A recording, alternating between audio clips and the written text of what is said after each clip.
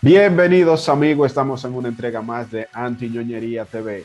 En esta ocasión estamos con el pastor, maestro, evangelista y aparte también el tío mío, Carlos de Lima. Dios le bendiga, tío, pastor. ¿Cómo le digo? Esto va a ser un poco incómodo, pero lo voy a llevar al ámbito ministerial. Pastor, Dios le bendiga, ¿cómo está? Amén, amén. Muy bien, gracias a Dios. Para mí es un honor, pues, compartir este diálogo a través de esta plataforma y de este grupo de los antiñoñerías. Realmente es una bendición. Amén. Agradecido por darnos la oportunidad. Para mí realmente es un placer, un honor contar con la presencia suya. Vamos a iniciar rápidamente. ¿De dónde usted? Bien, bueno, pues, por la gracia de Dios y por el designio del Dios Altísimo, nos permitió nacer en una tierra hermosa, Granero del Sur, San Juan de la Maguana. Dios nos permitió pues nacer ahí, ver la luz de este mundo desde ese pedacito de tierra en la región sur de la República Dominicana. Excelente, excelente. Tío, ¿cómo usted en la casa? Usted, bueno, pastor, ¿cómo usted en la casa? ¿Usted le gusta salir mucho? ¿Le gusta siempre estar en la casa? ¿Es muy hogareño?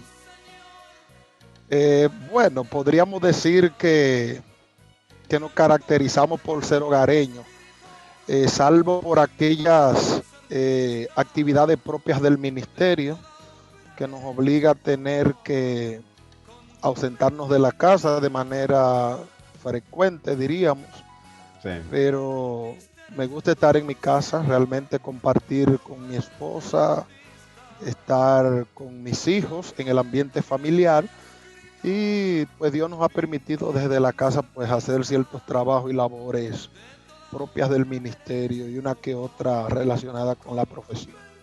Qué bien, qué bien. A nosotros los cristianos, si tenemos algo que nos identifique, la comida, comemos mucho. ¿Qué a usted le gusta comer? ¿A qué plato usted no le dice que no? Bueno, realmente es una pregunta. Bueno, diríamos que no es tan difícil, pero digo que es una pregunta un poquito difícil porque tengo una gran variedad de opciones. Dentro de ella, pues yo soy loco con un rabo de vaca Ay, o ay, un ay. oro de habichuela roja.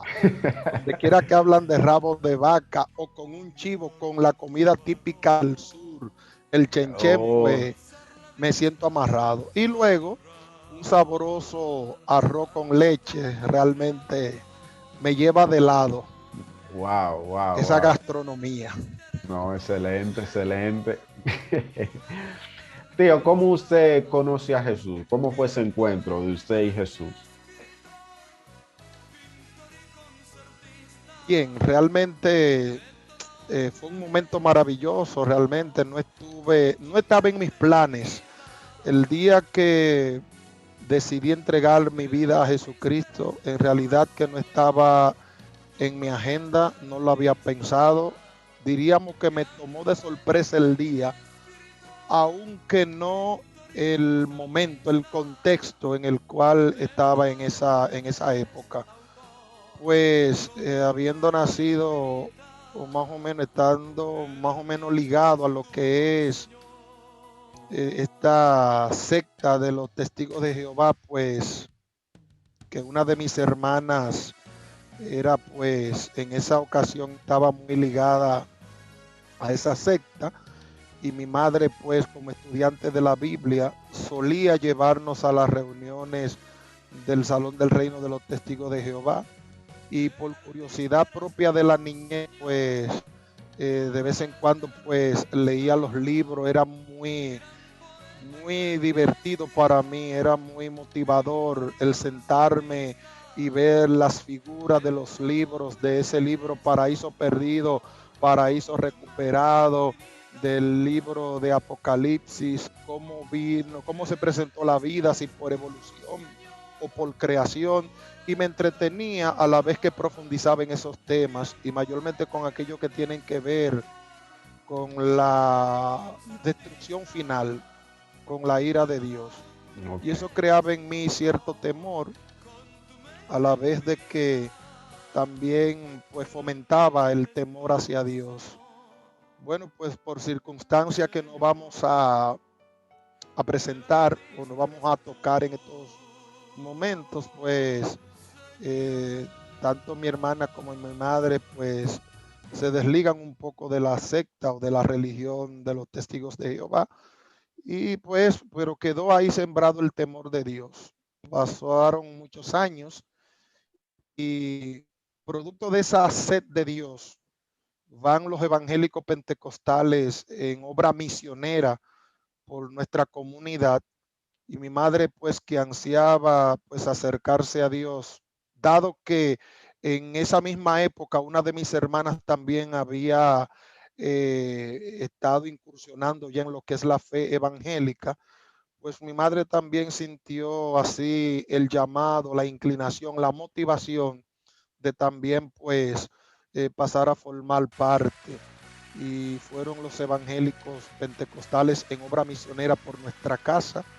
Mi madre se entrega, pero antes de eso quisiera apuntalar de que también estaban por allá por nuestro campo los mitas en Aarón.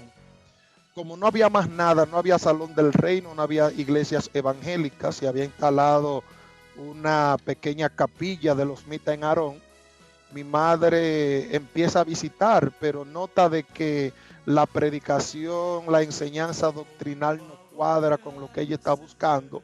Yo la acompaño, pero yo quedé medio motivado y me quedé curioseando hasta que me estaba empapando. Mi madre en eso se convierte y entramos ya como en una especie de confrontación entre doctrina y doctrina.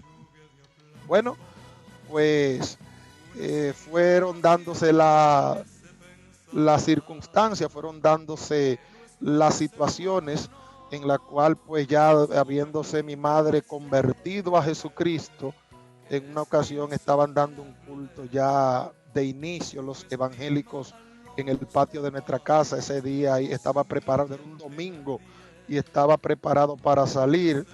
Pues por un momento me quedé ahí a escuchar la predicación sin pensar en mis adentros, que era el momento preciso que Dios estaba preparando como para echarme la en esa tarde. Cuando terminó la predicación, en esa ocasión, un hombre de Dios, un predicador misionero llamado Celestino Contreras, Wow.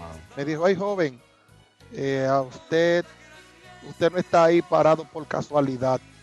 En esta tarde usted tiene un llamado de Dios y en esta tarde quisiéramos orar por usted para que se convierta. Sin miramiento, sin pensarlo dos veces, ya yo estaba, cuando vine a darme cuenta, ya yo estaba frente a él con mis manos alzadas haciendo la oración de profesión de fe. Wow. De ahí, bueno, justamente ahora el 25 de marzo vamos a cumplir 31 años que hicimos esa decisión y nos ha sido de gran bendición. Nunca hemos mirado atrás, el mundo no ha sido opción. Jesucristo se metió bien adentro de nuestro cuerpo, de nuestros huesos, de nuestro ADN, y se ha convertido en nuestra razón de ser. Wow, excelente, qué bendición. 35 años es una victoria. 31 años, 31. 25, Wow, 25 de marzo de 1990. wow. Casi mi edad. Bueno, mi edad. Tío, luego ya que usted conoce a Jesús, ¿cómo se da esa preparación para convertirse ya en lo que es un evangelista y maestro a la vez? Bueno, como es obvio, cuando uno se convierte y no tiene además mucha información porque no venimos de una cultura evangélica, además de que no tenemos evangélico al lado, no somos asiduos visitantes de la iglesia, pues no tenemos así esa cultura en esas informaciones de cuáles son los ministerios que predominan dentro de la iglesia, sino que más bien nos convertimos sin haberlo planificado, sino por designio de Dios, por planes de Dios. Y a medida pues que vamos creciendo, que vamos mirando y pues compartiendo y conviviendo con los demás jóvenes de la iglesia, pues uno va descubriendo de que hay otras cosas, como es el ministerio, el llamado, las áreas propias de lo que es el evangelio. Pero en ningún momento, así en mis inicios, en mis primeros años, tuve inclinación ninguna a algún ministerio. Eso se fue dando de manera progresiva a medida que vamos conociendo a Dios, a medida que vamos desarrollando y vamos viendo, pues miramos predicadores y anhelamos pues ser como esos predicadores. Vemos predicadores que son usados por Dios y anhelamos ser como ellos, aunque en nuestra temprana edad en los caminos del Señor o nuestro poco tiempo sirviendo al Señor, uno entiende que eso es como para personas con cierto, como de un área especial o con ciertas cualidades Sí, que uno entiende uno no tiene. Pero lo hermoso del llamado es que uno no anda buscando nada de eso, pero Dios sí nos anda buscando para entregarnos cosas maravillosas. En realidad lo de evangelista se va dando por sí solo, porque Dios va preparándonos, Dios va poniendo en ti la capacidad, va poniendo la sabiduría, pero de la manera en que Dios iba trabajando es, me hablaban a través de profecías, a través de revelaciones, de que Dios me estaba preparando para ser un gran maestro de la palabra. De hecho, un hombre muy usado por Dios por allá por los años 93 en una campaña evangelística, usado por Dios, me dice: veo el Espíritu Santo como una paloma sobre ti y con la Biblia abierta, Dios capacitándote y desde hoy te unge como un maestro de su palabra. wow. Parecería como una palabra aérea, a lo mejor una palabra común, pero se fueron dando las circunstancias, se fueron dando los momentos y fuimos viendo los frutos de cómo Dios iba trabajando eso, de tal forma que a medida que fuimos siendo maestro en lo secular, maestro a nivel de la iglesia, pues se iba notando de que realmente Dios iba cumpliendo su promesa, porque había una gracia extraordinaria, no porque lo diga yo, sino que quienes veían el ejercicio de la enseñanza podían comprobar de que realmente había una gracia especial de Dios para ser maestro de la palabra. Fue pasando el tiempo, nos fuimos involucrando en lo que es la predicación al aire libre, las predicaciones en congregaciones, en campaña evangelística. Dios fue poniendo la gracia y ampliando ese abanico del quehacer ministerial. Bueno, y diríamos hoy que ya tenemos este pequeño avance, podríamos decir que todo fue parte de la agenda de Dios y de la escuelita de Dios para prepararnos para cosas mayores en el futuro, que hoy pues estamos llevando a cabo, estamos ejerciendo. Amén, amén. Excelente. Tío, luego ya que usted acepta a Jesús, ya es un evangelista, tiene una buena reputación, llega a lo que es su vida, su esposa. ¿Cómo se da ese momento de su esposa? ¿Cómo Dios le confirma que esa es su esposa? Cuéntenos un poco sobre eso. La verdad es que muchas cosas en mi vida se han dado y diría que haciendo un ejercicio de cálculos, podría decir que muchas cosas que se han dado en mi vida, en todo lo que es mi vida en sí, se han dado de manera sorpresiva o sin andarla buscando. Podría hablar, mi conversión no la andaba buscando, el ministerio no lo andaba buscando. Y cuando llegó la hora de también encontrar la pareja, tampoco estaba pensando en eso. La verdad que no. Se habían dado oportunidades, se habían dado condiciones para poder enredarnos en lo que es relaciones sentimentales, pero entendíamos que no era el tiempo todavía. A pesar de que muchos jóvenes contemporáneos nuestros ya estaban eh, en esos menesteres de su relación y de la formación de su hogar, entiendo que estaba en una temprana edad todavía, pero recibía ciertas sugerencias y ciertos ataques, que cuando que me va a presentar una novia, yo no estoy en eso, estoy en ministerio, estoy en buscar de Dios, estoy en prepararme para Dios.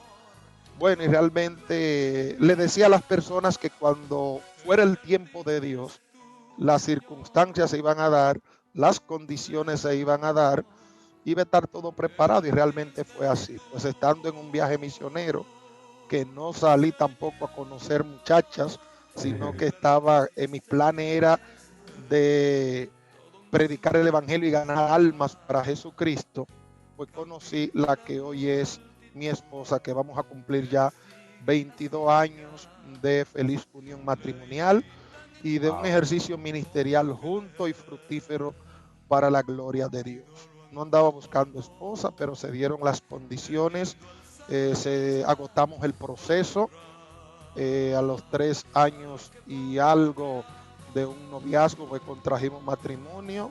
Hasta el día de hoy, Dios nos ha ayudado. Entramos al matrimonio sin el ministerio pastoral, siendo evangelista.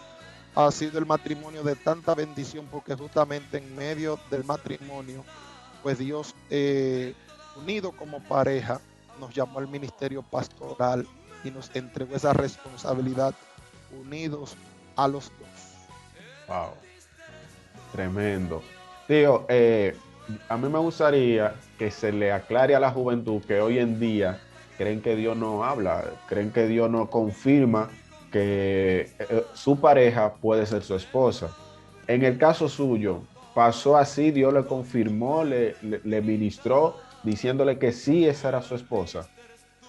Sí, realmente, obviamente que no vamos a esperar que Dios, cuando estamos esperando la confirmación de Dios, no siempre Dios nos va a hablar en voz audible, no nos va a hablar desde el torbellino, no nos va a hablar de una forma tan sobrenatural, sino que también vamos entendiendo por las circunstancias que se van dando, son formas también en la cual Dios nos habla. Yo creo que la forma más ideal y es la forma más confiable por la cual Dios nos habla es a través de su palabra.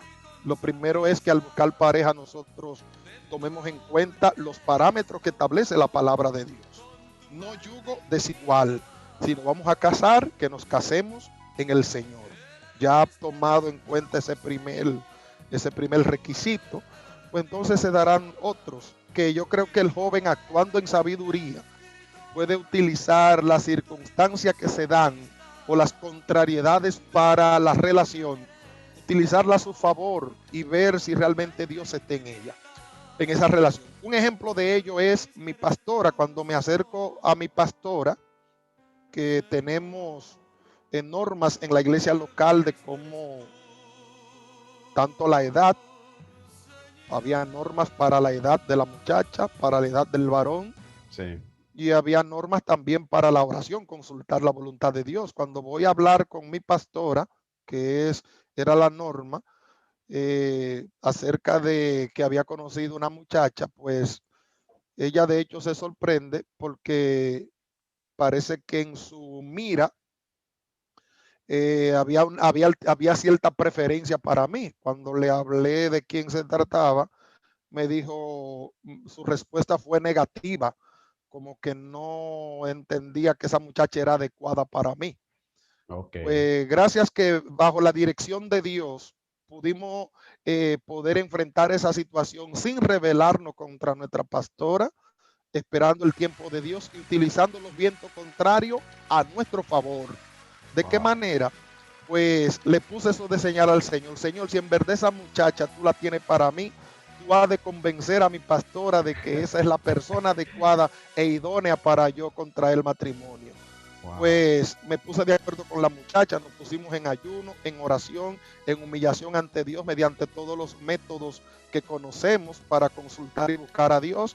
Bueno, pues al pasar el tiempo, quien me dice a mí, me sugiere que en una próxima visita a ese lugar hable tanto con la joven como también con su familia, es mi pastora.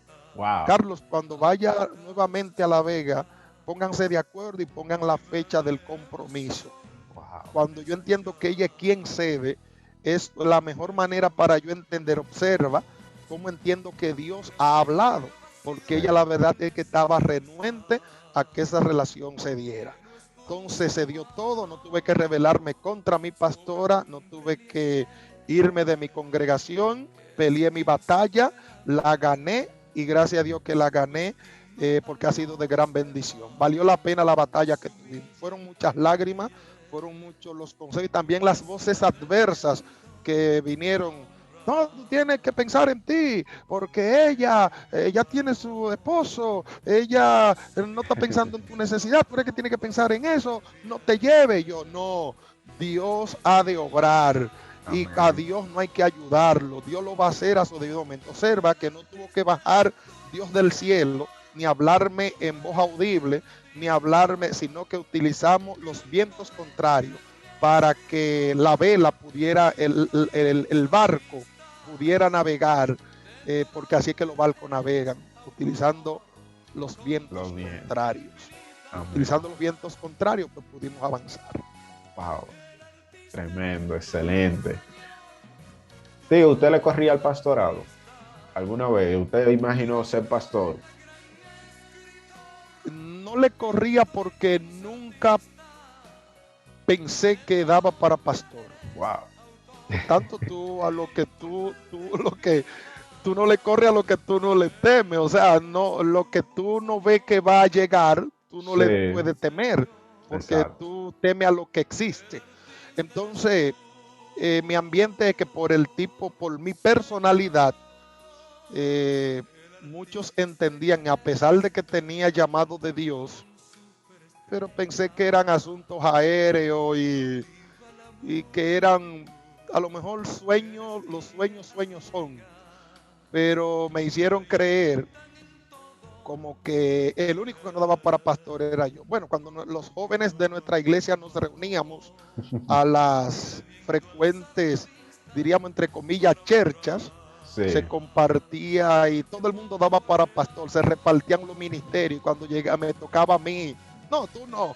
Eso sí es verdad que no da para pastor, se levantan todos los miembros. Bueno, realmente nunca pensé que iba a ser pastor, por tanto no le corría. Ok, ok. Honestamente, cuando me llegó el llamado, me llegó el día para pastorear, tampoco estaba esperándolo. A mí me han llegado cosas que no le he estado esperando ni buscando. Por eso Wow. te he dicho ya desde el principio que lo que Dios me ha dado, me lo ha dado de sorpresa porque no lo he estado buscando ni esperando. Qué bien, qué bien. Bueno, luego ya que usted tiene su esposa, llegan los hijos. ¿Cómo le cambia la vida al tener hijos? Como su primera bendición, ya si usted se siente padre. ¿Cómo le transforma la vida ya a los hijos? No, realmente es parte, los hijos son parte del hogar, es parte de la vida matrimonial, es parte de la vida ministerial. Debemos partir del principio bíblico que herencia de Jehová son los hijos.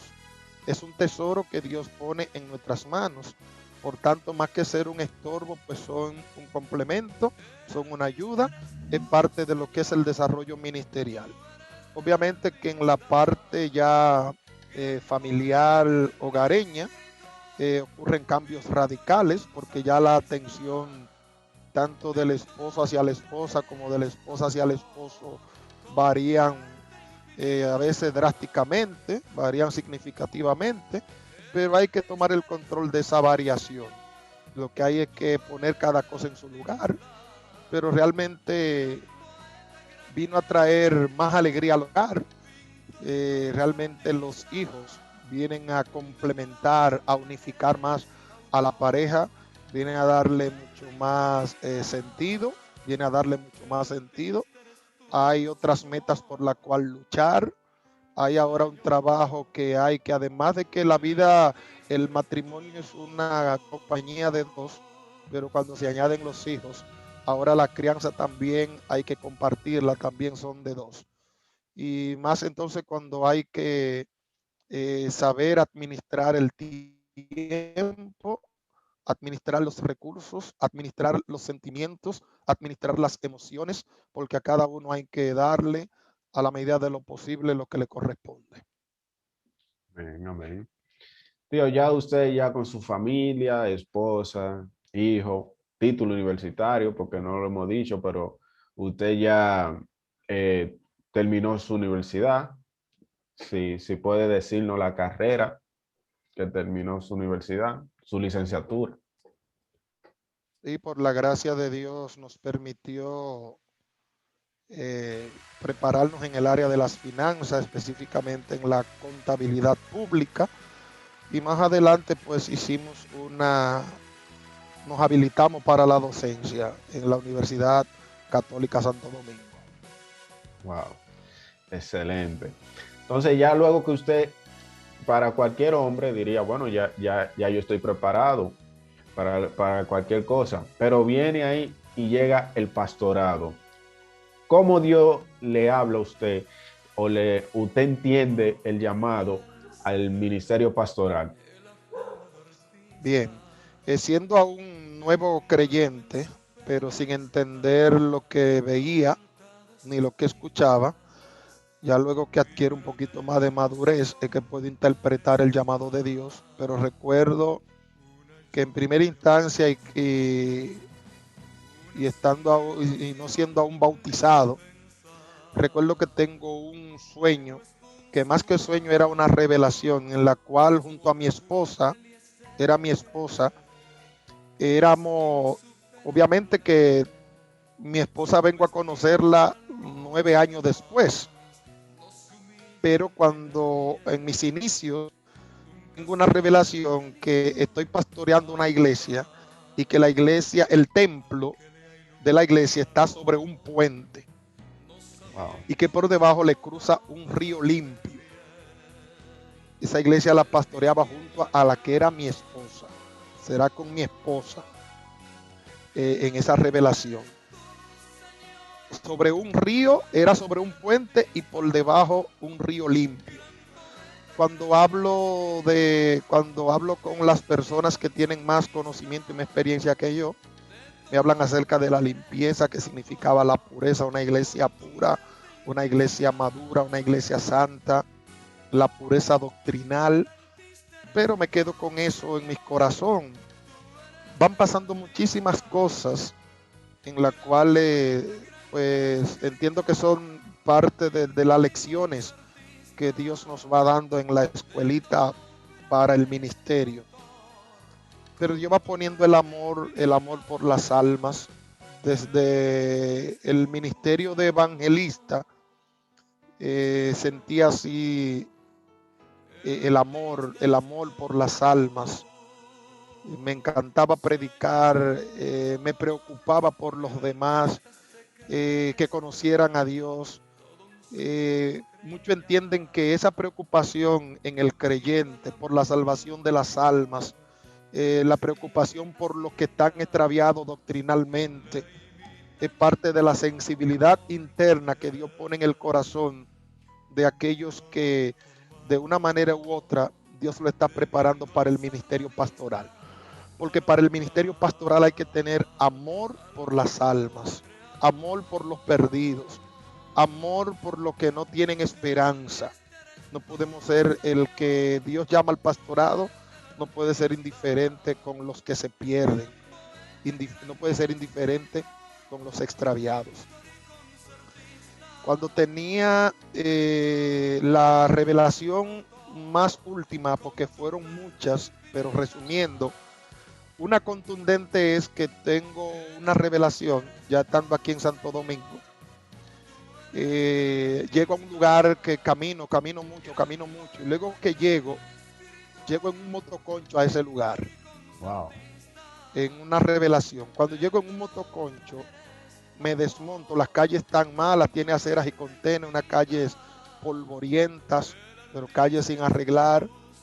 Me desmonto del motoconcho, le pago, cruzo de una calle a otra por un callejón y voy caminando hasta que llego a una casa de madera que era un templo, una Sí. casa de madera. Cuando llego, esa casita de zinc, de 2 aguas, techada de madera, piso que era de tierra. Cuando llego, encuentro a unos ancianitos, todos eran ancianos con el cabello blanco en canas. Cuando subo un pie a la puerta para entrar, hay un anciano sentado a mi mano derecha y me dice, ¿usted es Carlos de Lima? Le digo yo, sí, para servirle. Entre, lo estábamos esperando. Usted es nuestro pastor. Wow.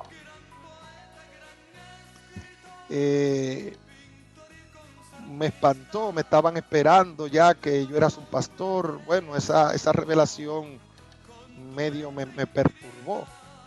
Sí. Bueno, y le cuento eso a mi pastora y al pastor, al esposo de mi pastora, me dicen, desde hace tiempo te venimos observando que realmente Dios te está llamando al pastorado y Dios te viene preparando para el pastorado. Una de las cosas que predicamos es que cuando usted ha sido llamado al ministerio, así es que Dios obra y es lo bíblico. Siempre los misioneros, los enviados, salen desde una iglesia local que les respalda.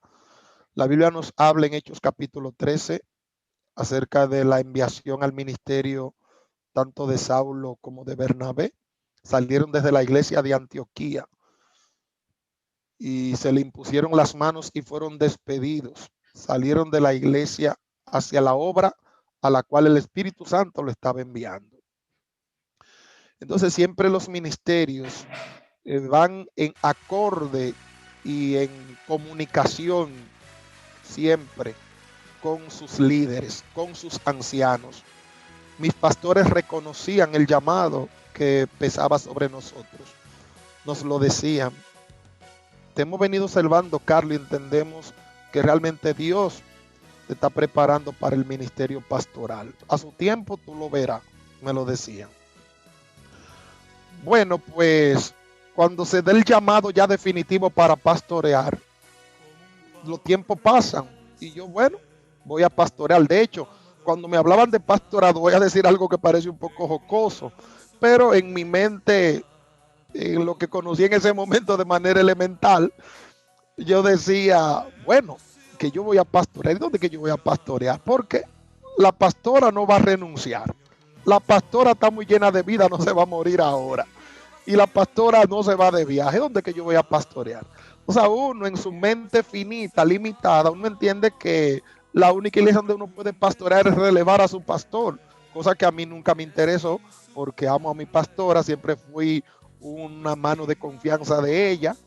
Era copastor, si ella salía me dejaba sustituyéndola, pero nunca pensé pero me limitaba que era ahí en esa congregación, pues así no fue. Una última profecía, estábamos en una campaña de avivamiento en el año 2005, justamente en el mes de junio, un predicador usado por Dios, teníamos 3 días de campaña luego de una campaña de oración y ayuno. El último día de campaña, ministrando el ministerio que predicaba en esa actividad, justamente estábamos mi esposa y yo sentados atrás. Nuestro primer hijo tenía 4 años, iba a cumplir los 5 años, sí. Y el predicador nos llama hacia adelante a mi esposa y a mí, pero nos llama de esta forma. A esa pareja que está sentada allá atrás, le dice el Señor que ya hace tiempo lo viene preparando para el pastorado, que ya están listos y que se van a pastorear. Pasen aquí en esta noche, tómense de la mano, nos tomamos de la mano, ora por nosotros y él dice que ya estamos listos para irnos a pastorear, pero ¿dónde? No hay iglesia, no me han entregado iglesia. Mi pastor está ahí. Sí. Bueno, cuando se acabe el culto, hablo con el pastor Rochet y me dice, bueno, Carlos, el Señor habló y vuelvo y te repito, entiendo que el Señor te ha preparado, lo ha preparado a ustedes para el pastorado y a su tiempo lo verá. Wow. Estamos hablando de un 24 de junio del año 2005. Pues justamente para no alargar el testimonio, sí, un mes después, 22 de julio, se convierte una amiga nuestra en mi casa, viviendo en Sabana Perdida, que esa amiga justamente es la primer miembro de la iglesia que pastoreamos, que todavía está firme, a la sazón es diaconisa de la iglesia, en la tesorera general. Casi 16 años después está firme para la gloria de Dios y se convierte 22 de julio en mi casa. Wow. Y por ella nos movemos al lugar donde pastoreamos ahora. Ya el 24 de julio estamos dando la doctrina a la primer miembro de la iglesia que hoy pastoreamos.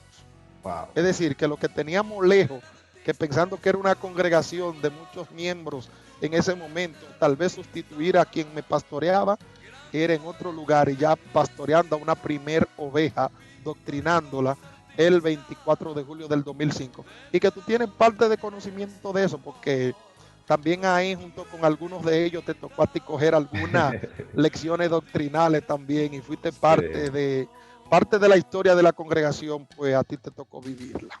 Así Amén. es. Hoy en día, ¿cuántos miembros tiene la congregación que pastorea? Bueno, es una congregación relativamente joven, una congregación diríamos que nuestra meta pastoral, tenemos una visión pastoral que más que aglutinar personas bajo un techo y encerrarla en 4 paredes, el modelo nuestro es el modelo misionero de Pablo. Era el de preparar, el que se convertía, preparar líderes, capacitarlo y enviarlo a la obra misionera. Entonces, ahora mismo sí tenemos acá encerrado, tenemos aproximadamente unos 52 miembros para la gloria de Dios. Bien. ¿Cómo se llama la congregación? El nombre de la iglesia es Iglesia Pregoneros de Cristo, del Concilio Iglesias Misioneras Asamblea Cristiana IMAC. Wow. Amén. Amén. Tío, ¿qué ha sido lo más fuerte que le ha pasado en el ministerio? Yo sé que se pasa por mucho, pero quizá algo que usted tenga ahí que diga, wow, tremendo eso que me pasó, que usted recuerde. Bueno, realmente, desde mi punto de vista, lo más terrible que le podría pasar a un pastor, y diríamos que es muy frecuente eso, es como uno se entrega, es la entrega, la acogida que uno da a todo el que se convierte y busca de Jesucristo. Los pastores asumimos a los que se convierten como parte de nosotros, como hijos, como amigos. Nos entregamos y nos hacemos amigos. Vamos conociendo a las ovejas de manera particular, de manera individual, un trato individual, particular, personalizado, bajo el entendido de que los seres humanos son diferentes los unos de los otros y que cada uno vive su contexto, cada uno tiene su realidad, cada uno tiene su particularidad. En ese contexto, pues nosotros nos vamos entregando y muchas veces nos entregamos por completo. Muchos de los errores, y es el más frecuente, es una constante, es que muchas veces nos entregamos por el todo y muchas veces somos traicionados por personas que es la que le damos de comer, le damos de beber, le damos abrigo, le damos protección, le damos apoyo, le damos asesoría y luego se rebelan contra uno. Son de los golpes más fuertes que he recibido en el ministerio pastoral. Wow. Qué fuerte, realmente. ¿Y cómo usted puede equilibrar lo que es el ministerio, la iglesia y la familia? ¿Cómo lleva ese equilibrio? Porque los pastores mayormente no tienen tiempo, pero ¿cómo usted hace para poder combinar tanto ser padre como esposo y a la vez pastor? Bien, como esto es un consejo y a lo mejor puede servir de sugerencia para mis colegas, hermanos, ancianos, pastores de la obra de Dios.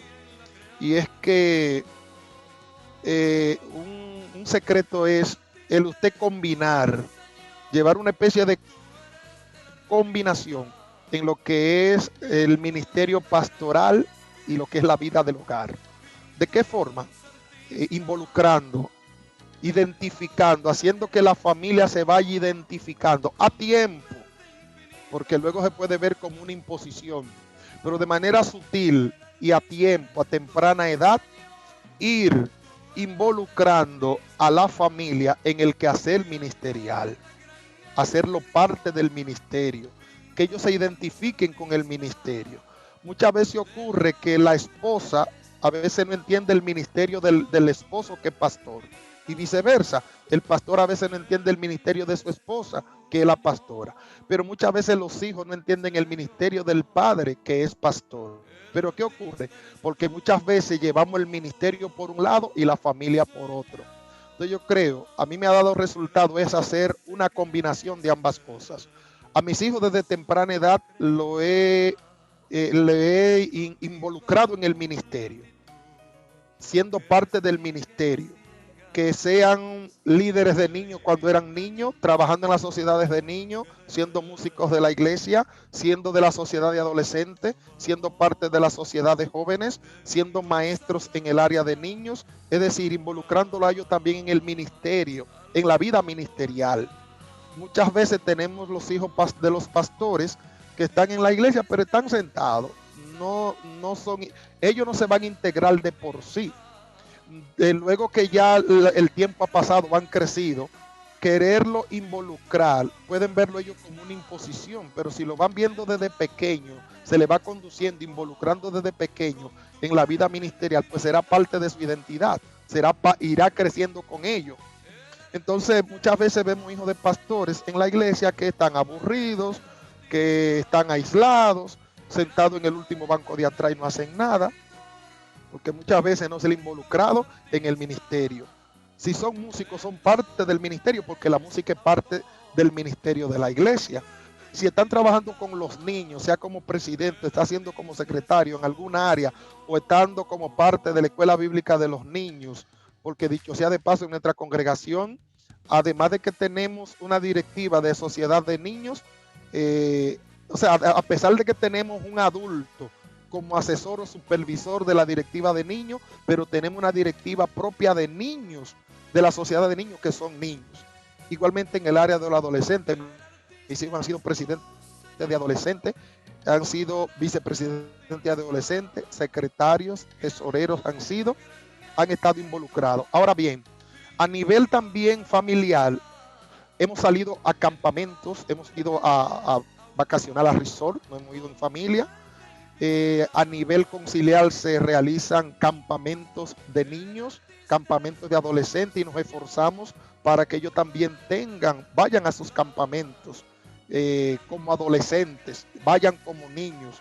Es decir, que en esencia es crearle un espacio al interno de la congregación donde ellos puedan desarrollarse, un espacio donde ellos puedan desenvolverse, en el cual no sientan ningún atractivo del mundo, ni se van en la iglesia como inútiles, sino que ellos en la iglesia tengan un espacio donde ellos puedan desarrollarse, donde ellos diríamos, entre comillas, puedan entretenerse, que más que entretenerse es estar ocupado en un trabajo propio de la obra de Dios, en la cual no interfieran muchas veces los adultos, sino que estén ellos en sus áreas, obviamente bajo supervisión.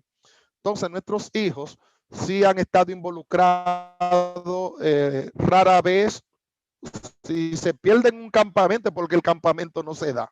Van a sus campamentos de adolescentes, cuando eran niños a sus campamentos de niños, vamos a vacaciones en resort, cuando hay que celebrarles sus cumpleaños, se les celebran sus cumpleaños, cuando hay que ir de paseo a un lugar, vamos de paseo, cuando hay que ir a una piscina, vamos en familia, si hay que ir a una playa privada, vamos a una playa privada cuando hay que ir, claro está, bajo los límites tolerables, bajo los límites de tolerancia de lo que es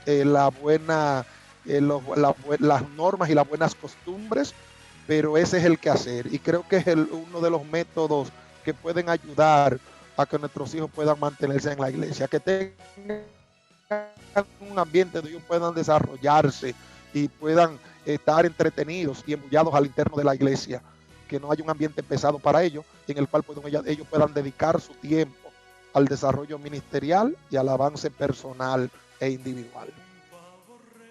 Qué bien, excelente, excelente el consejo.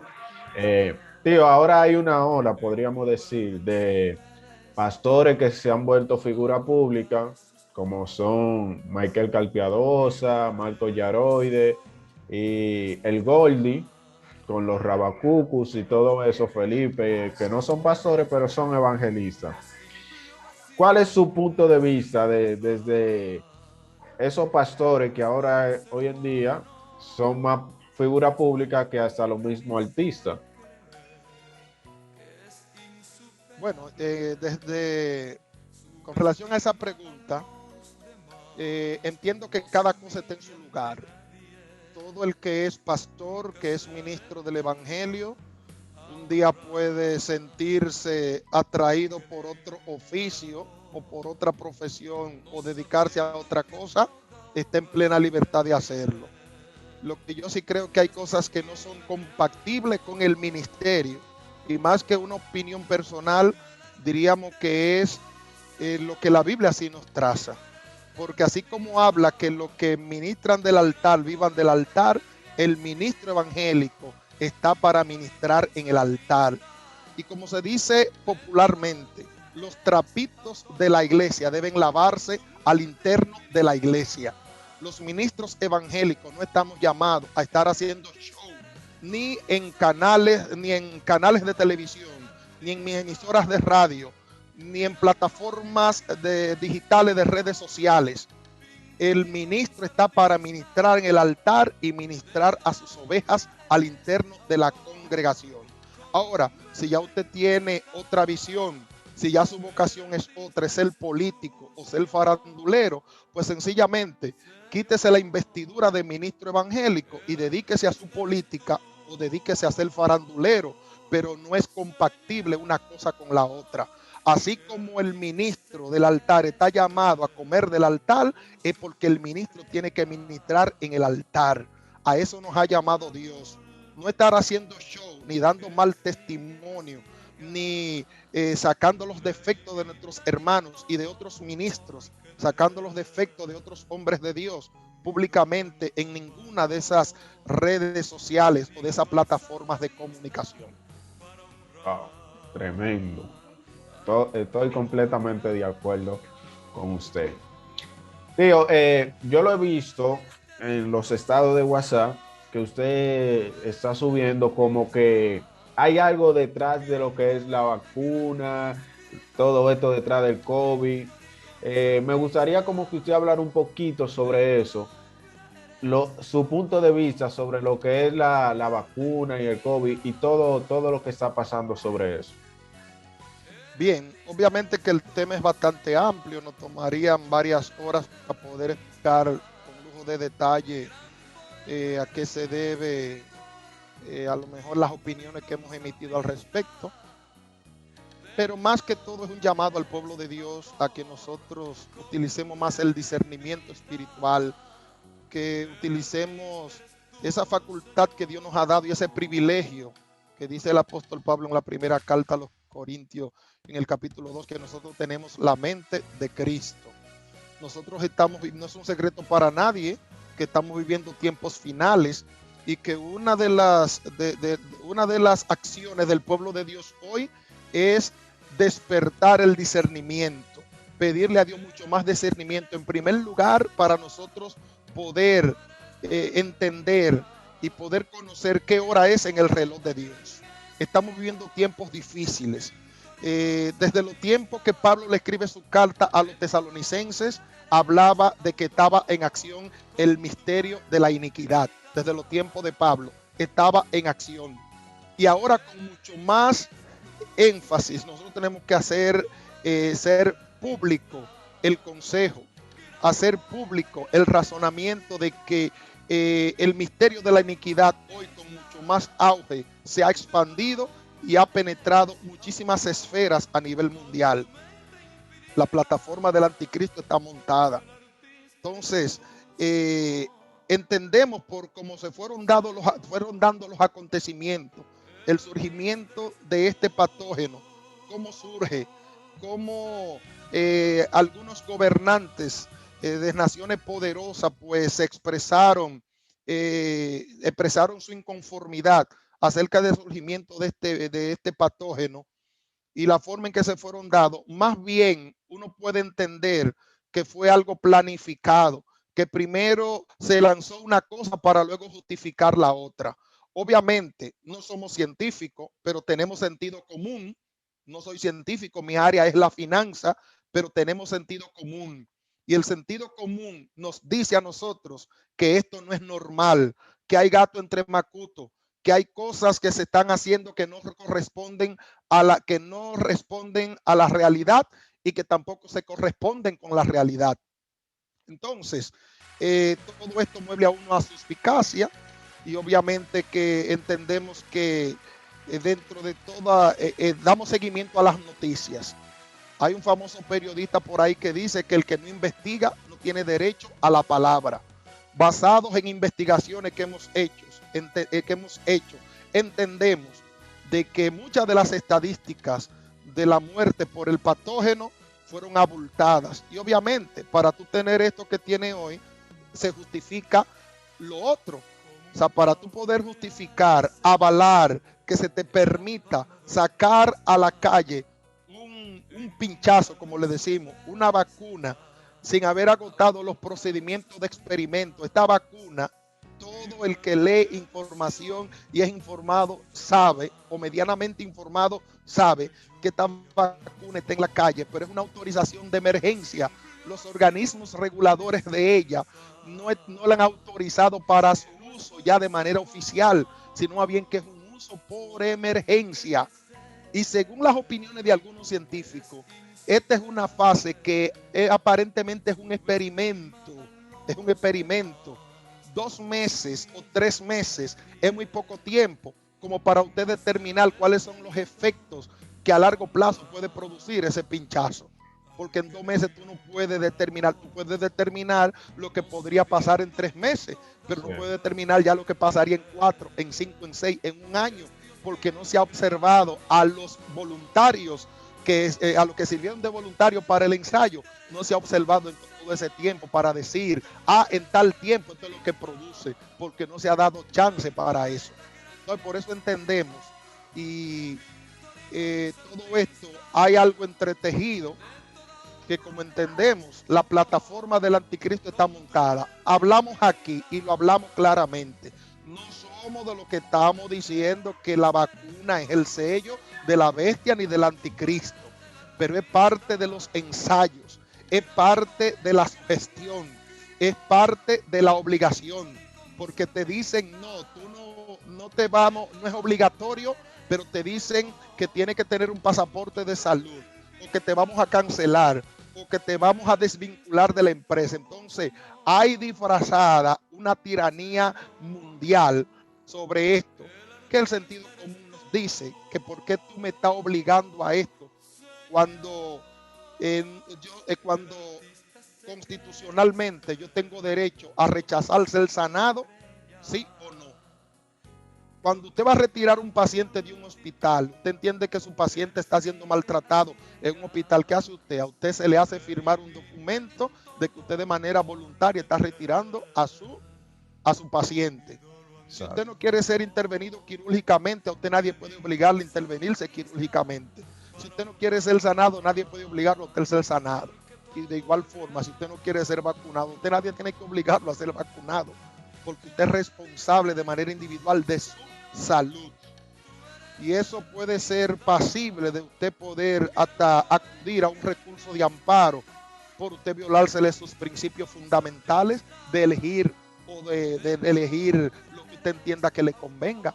Entonces entendemos que coartándonos así, se nos están violentando a nosotros libertades que no deben ser coartadas ni deben ser impedidas.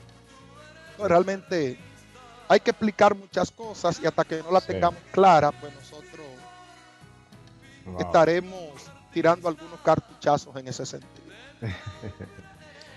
Tío, yo no puedo dejar de hacerle esta pregunta, ya estamos culminando, pero vamos a ver. yo, si no se la hago, hasta los mismos muchachos me van a decir, ¿por qué no le preguntaste? ¿Qué tipo de música? De antiñoñería, esos muchachos de antiñoñería que se estén tranquilos. Bueno, vamos a ver, dígalo a ver. ¿Qué tipo de música usted escucha? Y deme su opinión sobre la música rap, reggaetón, dembow cristiano. Hábleme de eso, un poco brevemente sobre eso. Bueno, yo diría que es muy sencillo, realmente es muy sencillo. Vamos a empezar de atrás para adelante. Es muy sencillo, todo tiene su lugar. Si usted quiere una música de amargue, usted pone una música de amargue y se amarga. Si usted quiere una música para usted mover todos los huesos y mover toda la cadera, para ello hay música para eso. Es decir, en resumen, hay música para todo tipo incluso hay música para darle terapia a las vacas para que produzcan más leche. Es decir, hay todo tipo de música. Entonces, así como hay música incluso para la terapia de la vaca para que pueda dar mucha leche, de igual forma la música que es para adorar a Dios, un Dios santo, un Dios sublime, un Dios puro. Cuando nosotros escudriñamos la palabra de Dios para la adoración a Dios, Dios siempre ha trazado los parámetros y las normas. Cuando nos equivocamos con eso, tenemos problemas con Dios. Y basta un ejemplo. Nadab y Abiú, parece que en un momento de eso, que de manera liviana querían ir a quemar el incienso en el lugar santo. Quién sabe si ese día estaban a lo mejor de poco ánimo. La Biblia dice que tomaron fuego extraño. El fuego extraño simboliza, puede significar de que no tomaron el fuego reglamentario, que en este caso era fuego tomado del altar del holocausto para poder quemar el incienso, que era símbolo de la oración, de la alabanza del pueblo. Quemarla con el incienso para que subiera a Dios. Ellos tomaron fuego de un lugar cualquiera que no era el indicado. Obviamente que el objetivo era quemar el incienso y que subiera a Dios, pero no utilizaron el método establecido por el Señor. Todo lo que vamos a hacer para Dios, debemos hacerlo a la manera de Dios y como Dios exige. Entonces, la música tiene tres partes esenciales y una de ellas apunta a la carne. Nosotros somos espíritu, alma y cuerpo. La música tiene tres partes esenciales, que es la melodía, que es la armonía y es el ritmo. Ritmo, armonía y melodía. Y cada una de esas partes de la música va destinada a un elemento del ser. Una parte va a la carne, otra parte va al alma y otra parte va al espíritu. Entonces, todo el que quiera mover la carne y satisfacer la carne, bueno, pues tiene música para ello. Todo el que quiera adorar a Dios, hay música para ello. En resumen, entendemos que el reggaetón es una música extraña, es un fuego extraño que no debe ser utilizado para adorar a un Dios santo, a un Dios santo. Es una música que contamina. Basta con usted irse a los orígenes de esa música. Hemos analizado, hemos estudiado el origen de esas músicas, de parte de esa música, quienes la han utilizado, personas que incluso el mismo rock, personas que lo han utilizado que ni siquiera no querían saber de Dios, totalmente negaban la existencia de Dios, satanistas muchos de ellos. Entonces yo creo que lo que vamos a utilizar para sacrificarle a Dios debe ser santo. Creo que así mismo, como el Cordero de Dios que quita el pecado del mundo, Jesucristo, fue un cordero sin mancha y sin arruga para presentárselo a Dios, y que era prototipo de lo que era el sacrificio mosaico el sistema mosaico de los sacrificios, que se exigía que no fuera ni per ni quebrada, no fuera tuerto, ni faltara una oreja, porque la víctima no podía estar incompleta. Tenía que ser santa, perfecta y sin mancha para ofrecérsela a Dios. Así no debe ser la música que le ofrecemos a Dios. Si es música para bailar, usted puede tocar la que usted quiera para bailar, pero la que usted le va a tocar a Dios debe ser una música para Dios, una música santa, una música solemne, una música que despierte el espíritu más que despierte la carne y los placeres sensuales, porque hay mucha música que despierta la sensualidad, que despierta que lo que le da a usted el deseo es de tongonearse, de mover los dedos, de mover la cadera, más que de adorar a Dios. Y lo que vamos a ofrecerle a Dios no debe estar mezclado ni confundirse con nada. No debe confundirse con nada. usted no puede negar que si usted tiene un dembow o tiene un mambo dentro de una iglesia mezclado con letra cristiana, usted corre el riesgo de que los que están ahí dejen de ponerle atención a la letra y se inclinen bien a atención al ritmo, que es mucho más pegajoso y mucho más atractivo. Entonces corremos el peligro de que no se ponga atención a la letra, sino al ritmo. Y eso ocurre. Es igual cuando tú utilizas la música con la cual se baila el perreo, porque el perreo es un estilo de baile propio de un tipo de música. Cuando tú a ese tipo de música con el cual se baila el perreo, que el nombre perreo viene dado porque hace alusión a la forma en que los perros hacen el sexo, por eso se llama perreo. Entonces, cuando tú utilizas letra cristiana, letra de la Biblia, para tú mezclarla con esa música, corre el riesgo de que el inconverso que le esté escuchando o el cristiano que acaba de venir el mundo y no está muy puro, no está muy santo, se olvide de la letra y le ponga atención al ritmo y empiece a bailarlo también.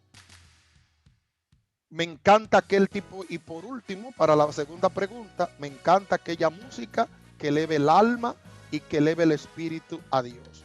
He sido ministrado por muchas músicas que en momentos de prueba, de tribulación, me he encerrado con Dios. He llorado con las letras, he llorado en la solemnidad. Mi vida ha sido ministrada, restaurada y fortalecida. Y he sentido como si fuera el mismo Dios que ha descendido a mi lado y me ha dado aliento para seguir hacia adelante. Wow, tremendo. Y en esos tiempos yo escuchaba, lo escuchaba usted o lo observaba que le gustaba Malmerto Martínez. No sé si todavía le sigue gustando, si todavía lo escucha o si tiene más artistas en su repertorio que escucha. Sí. Soy muy selectivo con la música. Muchos de estos cantantes modernos, soy muy selectivo con la música. Todavía sigo escuchando a Mamerto Martínez. Hay una canción que si me toca partir de esta tierra a la presencia de Dios antes del arrebatamiento, me gustaría que en mi velatorio la pongan. ¿Cuál es esa? Siempre he soñado con el día de tu retorno. Soy peregrino en la tierra. Wow. Siempre he soñado con el día de tu retorno. Pacientemente he esperado por ti. Y a veces creo que escucho la trompeta y que me elevo hasta el cielo junto a ti. He deseado que por fin desaparezca la noche oscura y hay un nuevo amanecer. Volar contigo más allá de las estrellas y ver la tierra que deseo conocer. Wow, tremendo, Amén. tremendo, excelente, muy bonita la canción. Tío, ya estamos culminando. Me gustaría saber con qué personaje de la Biblia usted se identifica y por qué. O le gusta, no que quizás se identifique, Santo. pero le guste. Ya usted sabe, me identifico mucho, bastante. Me identifico con David. Con David. Realmente David es un... en nuestra vida está rodeada de éxito y fracaso. Y el éxito, para llegar al éxito hay que fracasar. No me refiero al pecado. Y me apropio de una frase de Michael Jordan, que dice que él logró el éxito porque fracasó varias veces. Es decir, nosotros logramos el éxito, pero nuestro éxito es producto de varios ensayos que hicimos o de varios intentos que hicimos, y esos intentos, pues, muchos de ellos fueron fracasos y lo intentamos varias veces hasta que logramos triunfar. Entonces David, independientemente de las sombras que pueden haber en su historia, pero fue un hombre conforme al corazón de Dios, porque no vemos a David desde el punto de vista de su pecado, sino de su actitud hacia el pecado, de su dolor, de su pesar cuando le fallaba a Dios. Y está calificado como un hombre conforme al corazón de Dios y tipo del reinado mesiánico de Jesucristo. El reinado de David es tipo del reinado de Jesucristo, y realmente la forma en que David se comportó con sus líderes, porque ese comportamiento de David cuando tuvo la oportunidad de quitarse el oprobio o la amenaza que le había infringido Saúl como rey, esa forma, ese comportamiento de David hacia diríamos que el que nosotros le debemos a nuestros ancianos líderes, que por más que hayan fracasado, verlo a ellos como que fueron, son unidos de Dios, respetar su investidura. Realmente David es uno de los personajes que tengo en mi mente y que sirve de modelo para lo que es mi vida cristiana y mi vida de servicio y de compasión hacia los demás. Ese gesto de David hacia Mefiboset, que es un gesto típico de lo que hace Jesucristo con nosotros cuando nos saca de la miseria de nuestra vida, nos saca de la miseria del pecado para sentarnos entonces en lugares celestiales al lado de Él. Alabado sea Dios. Santo, aleluya. Oh, gloria a tu nombre, Señor. Gracias, Padre. Aleluya. Eso realmente es algo maravilloso y es algo digno de imitar. Así que me identifico plenamente con David por todo lo que hizo, por su compasión, por su forma de liderar, su forma de gobernar, su forma de comportarse y su actitud cuando fallaba a Dios. Amén, amén. Así es. Tío, ya para culminar, ya hemos llegado al final de este conversatorio interesante y de gran bendición, que yo sé que será así para todo aquel que vea esta entrevista, bueno, este conversatorio que hemos tenido. Ya para culminar, me gustaría que usted esté dando una breve palabra para todo aquel que ve esta entrevista, sabiendo por la situación que está pasando no solamente en este país, sino el mundo, para que sea usted quien dé esa palabra y así culminar la entrevista en esta noche. Bien, pues agradeciendo, ¿verdad?, a esta plataforma y agradeciendo a los muchachos de Antiñoñería, a los cuales una vez más les reiteramos el saludo y deseamos que Dios les bendiga. Amén. Y que esa medicina que ellos están aplicando para erradicar la ñoñería, esa medicina sea efectiva realmente. Así que me identifico y esperamos que ese antídoto contra los ñoños. Así que hacia adelante con esa meta y ese objetivo de eliminar cero ñoñería. Muy bien. Realmente el mensaje esencial, tengo un compromiso con Dios. Bueno, realmente en una reunión que sostuve en estos días con parte del liderazgo, le decía, salí tan impactado de esa reunión que solamente ante la situación que vive el mundo, decía, voy a hacer 2 oraciones ante Dios, sobre 2 cosas voy a pedirle a Dios. Solamente Dios, ten misericordia de nosotros. Y la otra es, Señor, danos luz y discernimiento para entender lo que se está moviendo y la hora en el reloj profético tuyo. Estoy preocupado por la iglesia del Señor. Estoy preocupado por la situación que vive el mundo. Pero estoy más preocupado por la iglesia del Señor porque necesitamos un despertar. Iglesia, tenemos que despertar. Iglesia, no estamos viviendo 2000 años atrás. Estamos viviendo los últimos tiempos. No es que el tiempo se está acabando, es que el tiempo se acabó. Iglesia, tiempo de despertar. Iglesia, tiempo de renovarse. Hermanos, es tiempo de restaurar nuestra relación con Dios, orar más, irnos más al secreto con Dios y restaurar nuestra vida espiritual. Iglesia, hay que despertar. La iglesia no está viviendo como debe vivir una iglesia que espera a que el Señor regrese. Iglesia, sacúdete y despierta. Y como he dicho de manera jocosa y es propicio para esta plataforma. Iglesia, despierta. Te están comiendo los caramelos. Te van a dar capú, no te abaje. Iglesia, te están comiendo el queso. Te están comiendo la carne que está colgando en el techo. Iglesia, despierta. Es tiempo de despertar. Es tiempo de buscar a Dios. El diablo ha descendido con gran ira porque le queda poco tiempo. Y la iglesia también debe darse cuenta que le queda poco tiempo. A aquellos que puedan ver este video y que no sirven a Dios, yo le invito a buscar a Dios. Acérquese a Dios. ¿Qué más evidencia usted necesita de que la palabra de Dios es real? Que lo que está ocurriendo no es fortuito, no es producto de la casualidad. Es que necesitamos a Dios. Hay que volver a Dios. Hay que buscar a Dios.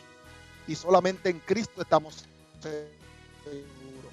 He reflexionado, he dicho, he pensado en mí lo siguiente. Si en medio de esta situación ha habido incertidumbre en nosotros, ¿y qué sería de nosotros si no tuviéramos la esperanza que tenemos en Jesucristo? Gracias a Dios, gracias porque tenemos la esperanza en Jesucristo. Si usted le borra ese ingrediente, no sabríamos qué pasaría con nosotros. Tú no sabrías qué pasaría contigo. ¿Sabe por qué tú no te has vuelto loco? ¿Sabe por qué no has tomado decisiones terribles y drásticas? Porque en tu más adentro hay una luz encendida y la esperanza de Jesucristo, el Hijo de Dios, que ha dejado en su palabra para nosotros. Así que en esta noche Dios le bendiga. Muchísimas gracias, Vladi, gracias por todo y que Dios bendiga ese equipo. Amén, amén, amén. Gracias a usted por cedernos el tiempo. Yo sé que tiene muchas ocupaciones, pero así no se dio el tiempo. Y gracias a todo aquel que ha visto esta entrevista. Espero que sea de bendición para cada persona. Y nada, mi gente, esto es Anti Ñoñería TV y así nos vamos. Dios le bendiga a todos. Bye, bye.